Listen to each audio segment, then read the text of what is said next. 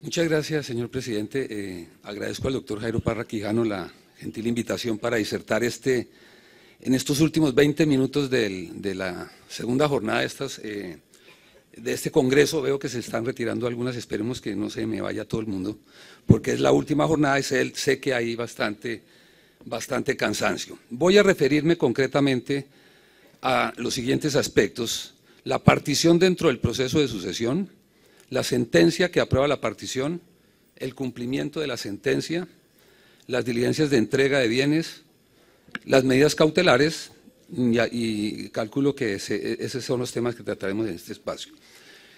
En cuanto al decreto de partición, en buena medida se reitera lo previsto en el Código de Procedimiento Civil, pero exalto primero que todo los cambios que se traen.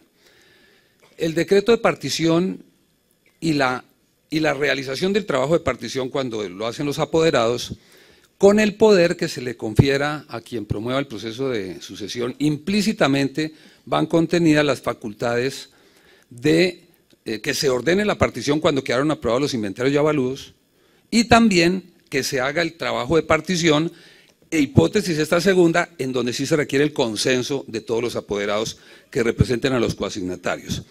Esto indudablemente contribuye a darle celeridad, porque muchos procesos de sucesión quedan automáticamente paralizados, no por culpa del juez, porque se queda pendiente de la petición de la partición, porque es un acto dispositivo. Entonces, con el Código de Procedimiento Civil, el juez no puede decretar partición, a pesar de que ya estén aprobados los inventarios, mientras no haya la solicitud. El avance que el Código propone al respecto es que con la demanda de sucesión, implícitamente ya está hecha la petición de partición, naturalmente cuando queden aprobados los inventarios y avalúos.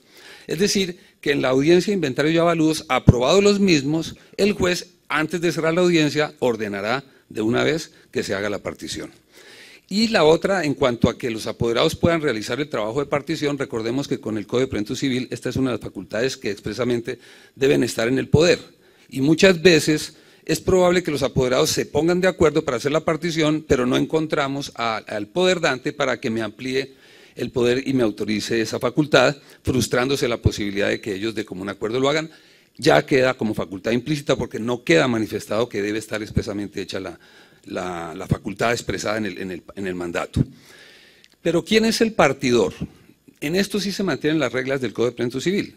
El partidor, si la sucesión es testada y allí está designado el partidor, entonces el juez designará él siempre que acepte el cargo. De no ser testada o ser sucesión intestada y esta hipótesis ya queda automáticamente suprimida, entonces las partes podrán de común acuerdo, los coasignatarios, digamos, podrán de común acuerdo solicitarle al juez que les autorice a ellos mismos realizar la partición, pero esto sí se requiere que sea de común acuerdo, o ellos de común acuerdo designan a un partidor. Esa es otra posibilidad que se da.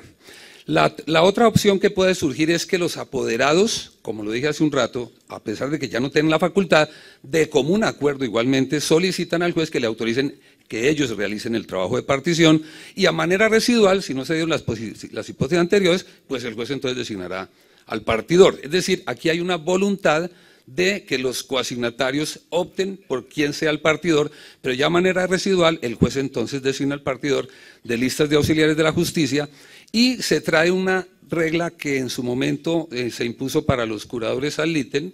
Lógico que ya con el Código General esta regla de curadores desaparece, y es que se designarán 3 partidores.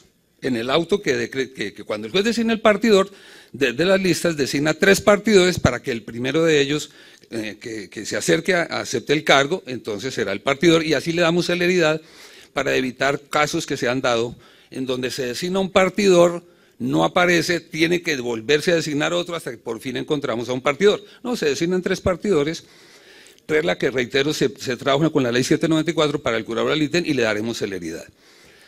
Bueno, el partidor no va a retirar expedientes. Con el Código de Procedimiento Civil recordemos que el partidor se le entrega expediente para que lo devuelva con su trabajo de partición. No, En el Código General quedan erradicadas las entregas de expedientes, ni siquiera en casos de casación, lo cual no está previsto para los procesos de sucesión, como veremos adelante, habrán retiros de expedientes. Aquí no hay retiro de expedientes, el juez le concederá su término según la complejidad para que entregue su trabajo de partición. Pero el partidor cumple una tarea fundamental porque las directrices o instrucciones que tendría un partidor o las reglas que un partidor deberá diligentemente tener en cuenta son las que evidentemente vienen del Código Civil y están en el Código General del Proceso. Básicamente, intente reunirse con los coasignatarios para tratar, indudablemente que de acuerdo con los inventarios de abuelos ya aprobados y a los derechos que les corresponda, verificar con ellos cómo podemos hacer la repartición de los bienes, cómo hacemos las hijuelas. Si se logra hacer esta tarea, minimizamos las objeciones, porque si vemos que el partidor logra cautivar a los coasignatarios para cómo vamos a repartir los bienes, evitaremos seguramente objeciones. Eso no significa que si los coasignatarios se pusieron de acuerdo para que el partidor mañana alguno o más adelante objete, pero indudablemente que se minimizarían las objeciones. Esa es una de las reglas que un partidor deberá tener presente. Otra de las sugerencias que el legislador le da al partidor es que le pida al juez que si el bien no permite su división material, cuando vamos a adjudicar un bien rural, una finca, que convoque una audiencia para que los herederos, los asignatarios, hagan la oferta a ver si alguno de ellos recibe el bien y entrega el dinero, y evitar que comunidades adelante, o que se haga una licitación pública sobre el bien. Lo mismo si el bien, a pesar de que sí permite la división material, es probable que esa división afecte su valor o venalidad. Entonces es recomendable sacar a remate para recibir en dinero, porque los predios más pequeños pierden absolutamente su precio, su valor, y es en beneficio precisamente de los mismos herederos. Otra de las reglas que el partidor debe tener con mucha prudencia es, en lo posible, porque no siempre será, en lo posible, asignarle al heredero que tiene el bien en su poder. Es probable que un bien se encuentre en manos de un heredero y así evitamos diligencias de entrega. En lo posible, no siempre será la solución adecuada, porque es probable, el bien puede valer mucho más y no se lo vamos a dejar.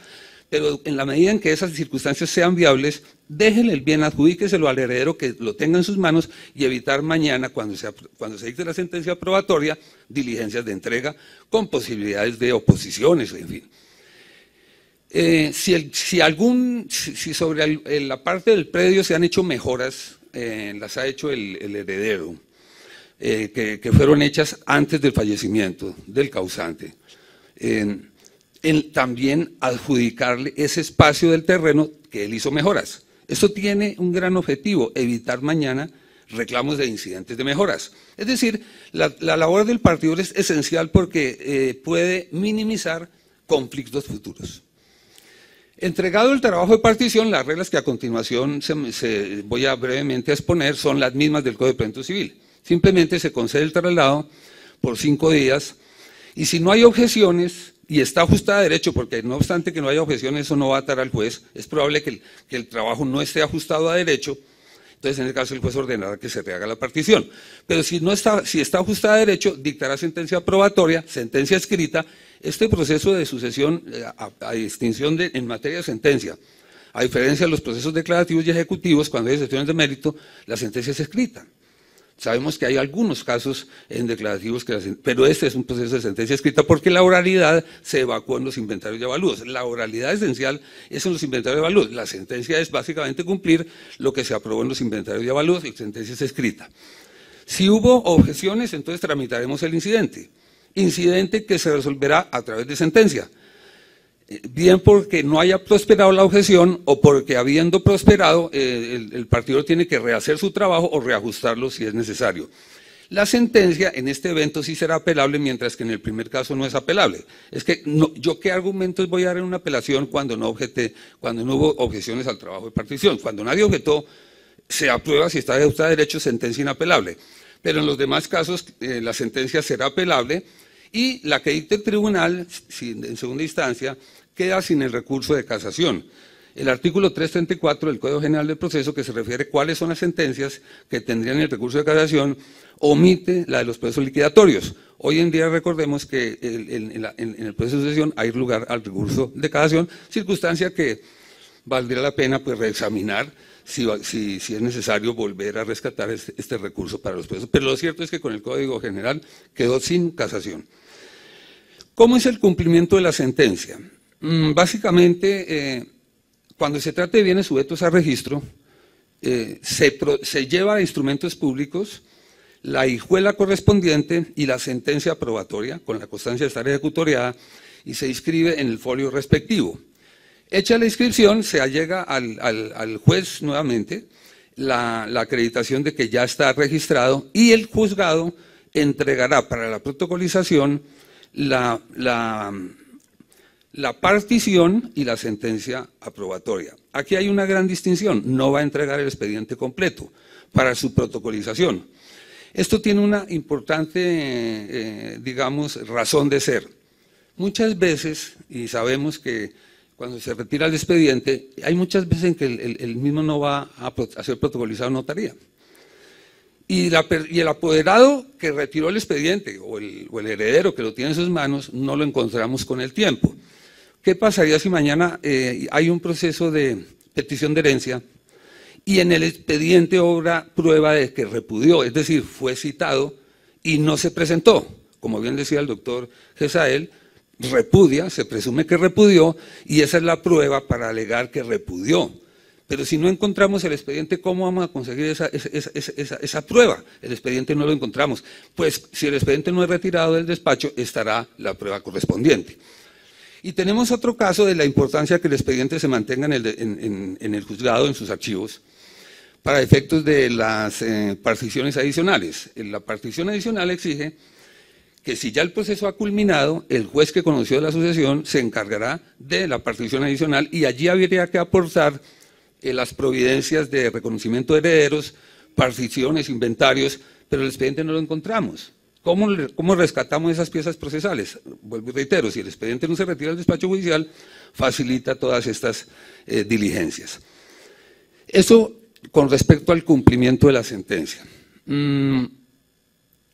Cuando haya que hacer entrega de bienes, desaparece, por obvias razones, de que no hay retiro de expediente, la regla que hoy existe de que si se quiere que el mismo juez de la sucesión ordene la entrega, hay que hacer la petición dentro de los 5 días siguientes a la ejecutoria de la sentencia aprobatoria. Esa norma desaparece en el Código General. ¿Por qué? Porque el expediente se conserva en el despacho judicial. La razón por la que en el Código de Procedimiento Civil hay que pedir dentro de los 5 días que se ordene la entrega es porque el expediente es retirado del despacho y ya el juez pierde totalmente la orden de entrega. El expediente de conserva, esa posibilidad desaparece. Lo que sucede es que aplicaremos la regla general de entrega de bienes, y se hace la petición al juez de la sucesión para que ordene la entrega, y si la petición se hace no en 60 días como es hoy, sino en 30 días con Código General, el auto que ordene la entrega se notificará por estado. De lo contrario, si se hace después de ese lapso, se hará la notificación por aviso. Regla de diligencias de entrega, en donde podrán haber oposiciones a la entrega, salvo que se haya secuestrado previamente dentro del proceso de sucesión. Ya con respecto a las medidas cautelares, tema con el que concluiremos en estos casi 5 minutos, que restan 6 minutos, se conservan la guardia de aposición de sellos y diligencia que es viable dentro de los 30 días siguientes al fallecimiento del causante, antes de iniciar el proceso de sucesión, como también el embargo y secuestro de bienes que no sean posibles de guardia de aposición en las mismas reglas dentro de los 30 días anteriores. Se conservan diligencias que además son fundamentales para evitar que bienes valiosos que están en el inmueble en donde habitó el causante, poco a poco se vayan sustrayendo. Entonces existe la guardia de aposición y embargo y secuestro de bienes que no sean posibles de guardia de aposición, esa regla se conserva. Dentro del proceso de sucesión, el cambio que se trae es la posibilidad de hasta qué momento se puede solicitar embargo y secuestro de bienes. Es viable embargar y secuestrar bienes propios del causante o bienes sociales que se encuentren en cabeza del causante, y también embargar y secuestrar bienes que son sociales pero que están en cabeza del cónyuge sobreviviente o del compañero permanente. ¿Hasta qué momento se puede hacer la petición de esas medidas cautelares? Hasta antes de que quede ejecutoriada la sentencia que apruebe la partición. En el Código de Procedimiento Civil, la posibilidad de pedir estas medidas cautelares dentro del proceso, el inciso final, creo que el artículo 579 trae una limitación de que las medidas cautelares son viables, el secuestro, hasta antes de que quede en firme los inventarios y avalúos. ¿Qué significa? Que después de aprobar los inventarios y avalúos, teóricamente ya habría precluido la posibilidad de cautelar el bien. El Código General pospone la posibilidad hasta la sentencia, hasta antes de que quede en firme la sentencia aprobatoria de la partición, y esto cumple objetivos esenciales. ¿Por qué? Porque es probable que hayan remates dentro del proceso de sucesión. Los remates que dentro del proceso de sucesión se pueden llevar a cabo son después de aprobados los inventarios y avalúos. Aprobados los inventarios, se puede solicitar remates para efectos de pagar deudas si no hay liquidez.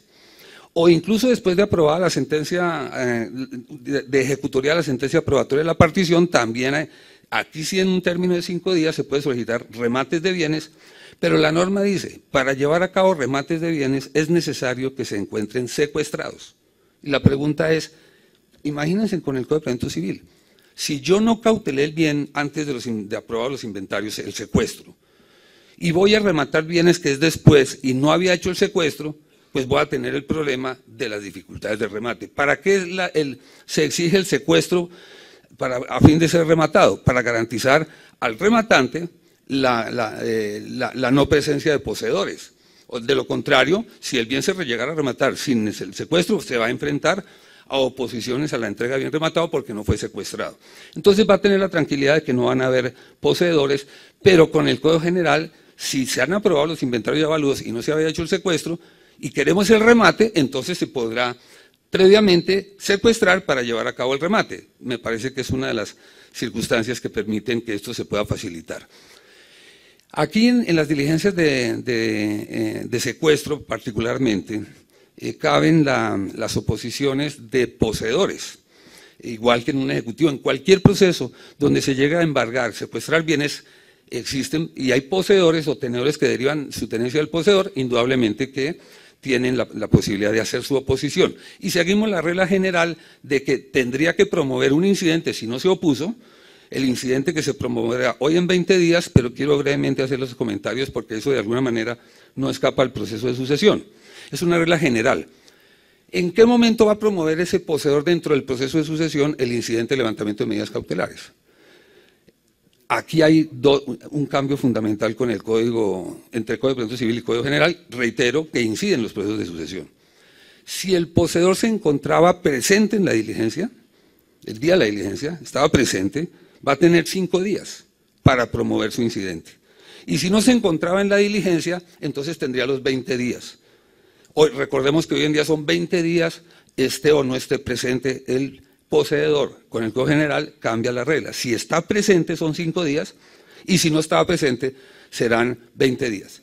Y naturalmente que si la diligencia se practicó a través de comisionado, el término de los 5 o 20 días empezará a correr, si fue a través de comisionado, que es la regla general, una vez el juez del conocimiento reciba el despacho y profiera el auto que lo ponga en conocimiento, que ya se encuentra presente, entonces a partir del día siguiente de esa notificación empezarían a correr los términos.